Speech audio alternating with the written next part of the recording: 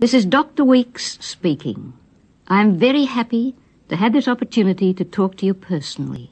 First, I want to say that however long you may have suffered from nervous illness, if you wish to recover, you can. The main difference between a person ill for many years and someone ill for a short time is that the one who has suffered for long has had much more time to collect disturbing memories, especially the memory of much defeat, so that he despairs so easily. But there is nothing physically altered within this person, determining that because he has been ill for so long, he cannot possibly recover now.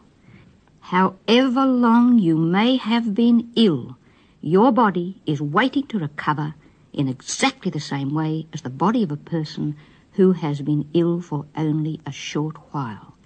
The same processes of recovery are waiting to work as well for you as for anyone else.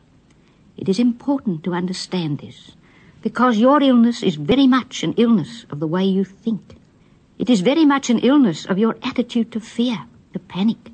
You may think it's an illness of how you feel. It most certainly seems like this. But how you feel depends on how you think, on what you think. And because it is an illness of how you think, you can recover. Thoughts that are keeping you ill can be changed. In other words, your approach to your illness can be changed. Now, don't despair when you hear me say this. I know how easily you despair, and I know how impossible it may seem to you at this moment to even imagine changing your approach to your illness. But it's my work to show you how to do this, to help you do this.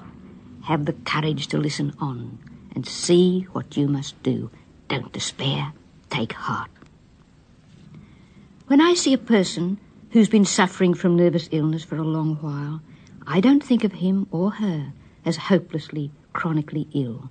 Neither do I see a coward.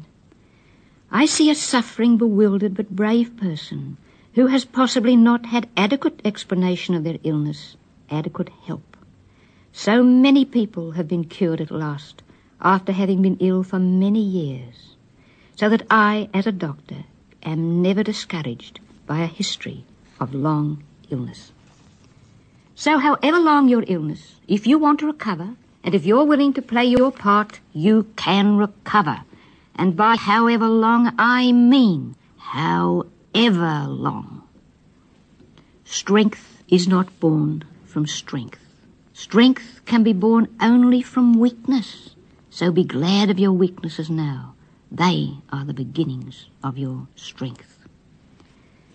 There are three main pitfalls that can lead into nervous illness: sensitization, bewilderment, and fear. Sensitization is a state in which our nerves react in an exaggerated way to stress. That is, they bring very intense feelings when under stress.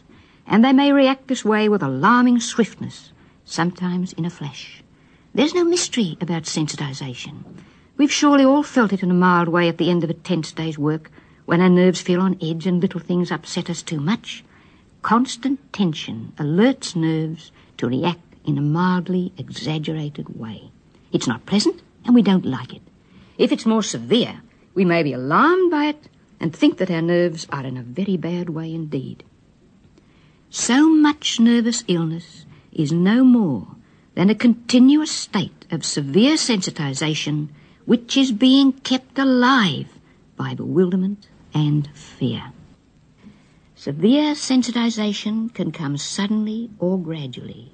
It can come suddenly following an exhausting surgical operation, a difficult confinement, a severe hemorrhage, an accident, and the strain of waiting for visitors to arrive may bring such agitation, waiting may seem intolerable. And severe sensitization may come more gradually, following too strenuous dieting, chronic anemia, indeed following any debilitating illness.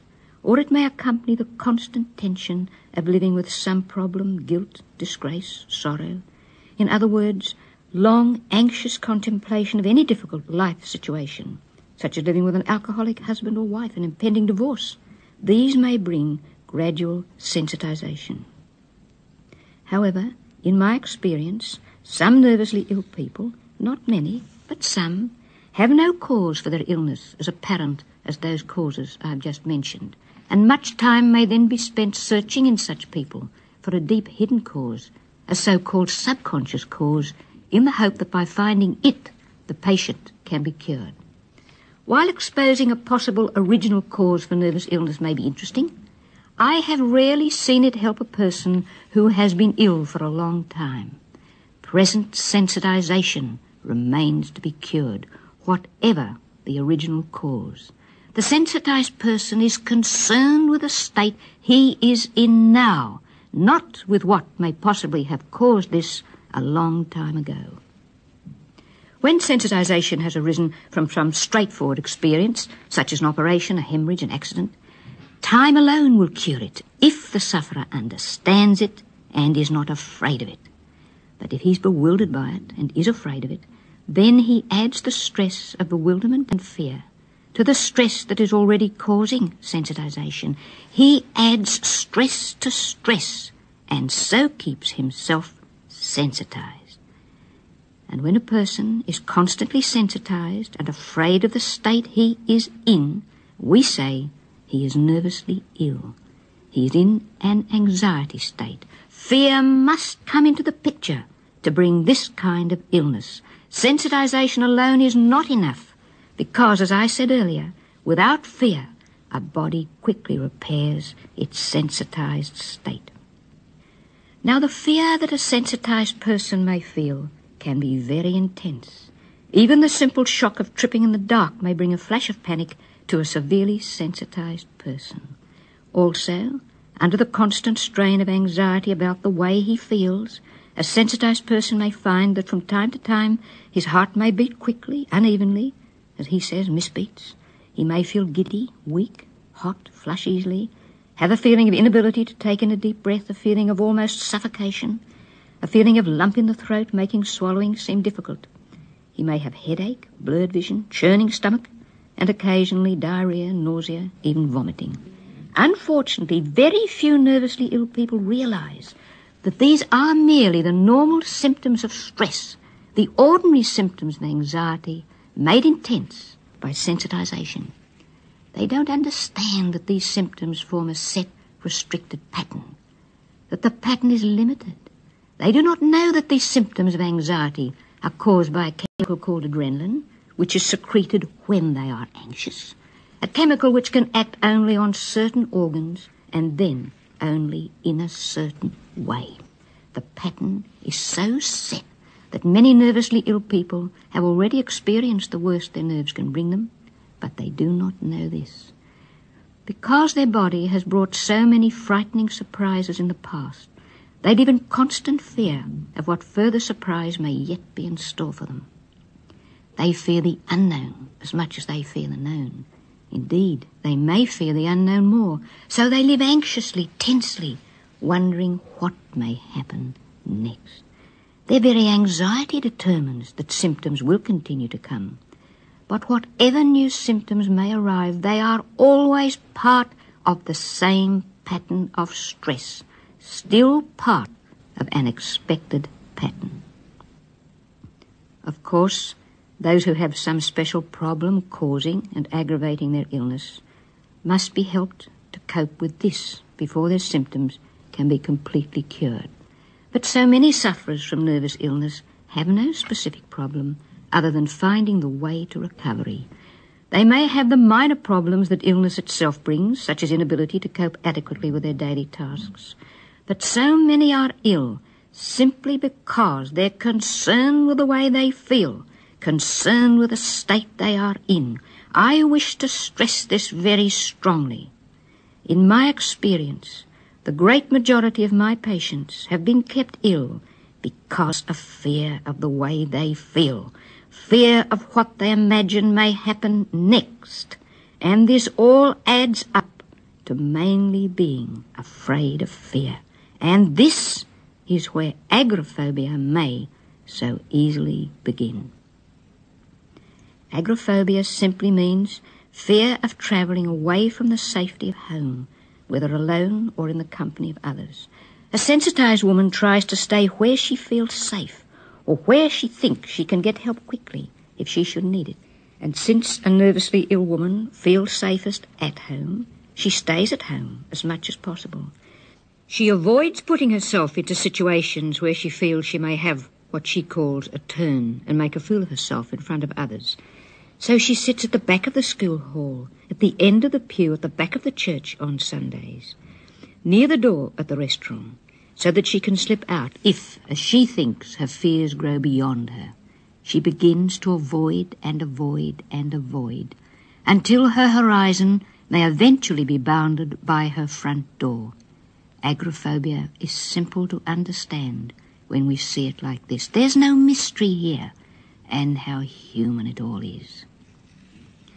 And since this woman is afraid of having a turn when she's out, she's more likely to have one when she is out, because a turn is no more than she herself frightening herself. How could she not panic when she's so afraid of panicking? She prepares the way for panic before she leaves the house, and this is why going out is such a strain. And panic may flash so suddenly. It may seem to come out of the blue. She may be quite unaware of what causes it. As I said earlier, simply tripping in the dark, a cold blast of wind, help people cope with themselves while they try to cope with their particular problem. Now, I have stressed again and again the folly of fighting one's nervous symptoms. I have shown how much nervous illness may be started and kept alive by fighting. I stress this because there is such widespread misconception today that one should fight one's nerves. Friends, even some doctors, don't hesitate to say, "You'll have to fight this thing, old man. You mustn't let this get the better of you." And this advice is often given in a tone of voice of doom to follow if it is not obeyed. But fighting the way a nervously ill person invariably fights means more and more tension, therefore more and more suffering, and so more bewilderment, more fear. Bewilderment and fear can themselves create nervous illness, so the advice to fight one's nerves can be more damaging than helpful. You might well ask, but what of depression? Surely this is the one illness we should fight. We can't let depression get a hold on us. We must fight depression. My answer is still the same. There is a far better way of coping with depression than by fighting it. I don't mean that you should sit and gaze apathetically at the ceiling. I mean something very different from apathetic ceiling gazing, as I will now show you. People with a habit of recurring depression respond so quickly and so acutely to even a mildly depressing atmosphere that they have but to see lowering clouds at dusk or hear rooks in the belfry to literally feel their spirits sink. Usually their attention is soon distracted and they quickly recover.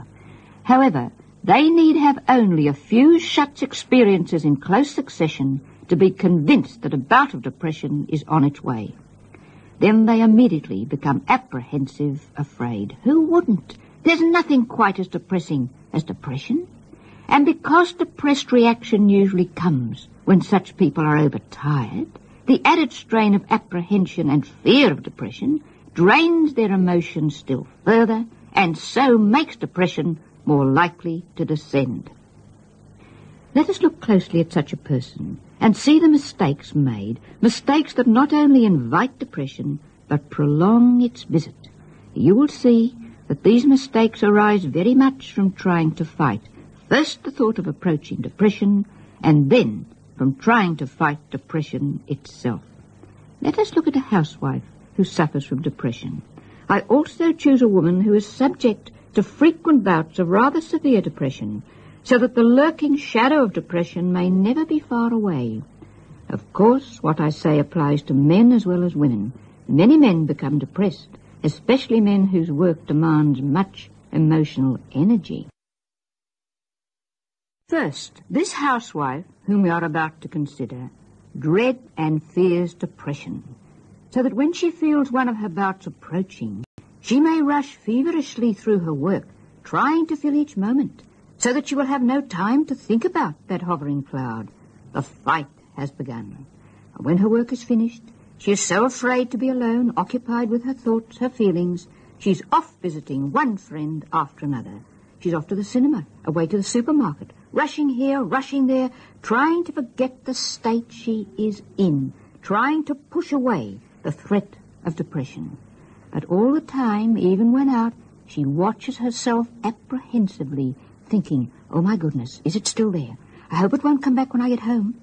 It is difficult to forget something while trying so hard to forget. The best way to remember is to try too hard to forget.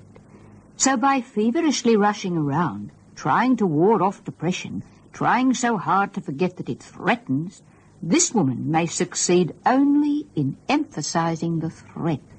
Also, agitated rushing is very tiring, so she becomes overtired, tense and irritable.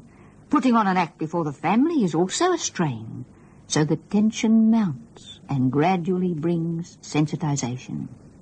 And the wave of fear she feels then, when she thinks of approaching depression, becomes more and more acute.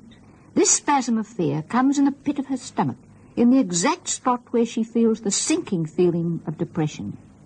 Indeed, there's so little to choose between these two feelings, fear and depression, that as the fear mounts, she translates this feeling of fear into the feeling of depression itself, and is finally convinced that depression has arrived. At this point, she despairs, and despair is the finishing touch. She has but to feel one flash of utter despair to at last admit to herself and to the family that she really is having one of her bouts. And now comes the barrage of advice from family and friends. Pull yourself together, Mother. Snap out of it, Mother. Fight it, Mother. As if she hasn't already been fighting it for days, weeks, and getting nowhere, except more deeply enmeshed. However, she starts once more on the old routine, rushing here, rushing there, fighting this, fighting that, trying to snap out of it, trying to rise above it. She takes antidepressant pills each morning to help pick herself up, sedatives each afternoon to help calm herself down, a pill for this and a pill for that. While out visiting, she may sometimes feel almost happy, and for a moment may forget her depression. But when she thinks of it again, the contrast between the cheerfulness she's been feeling while happily distracted and the sinking feeling that comes as she remembers the state she is in strikes like a blow, and her spirits sink immediately, even deeper than before. The fight seems hopeless. What is the use of forgetting when remembering is such pain? So she may return home more depressed, more discouraged than when she set out. Sometimes she may start for home feeling good, only to find that the very sight of the house throws her into deep despair once more. While she is so easily cast down,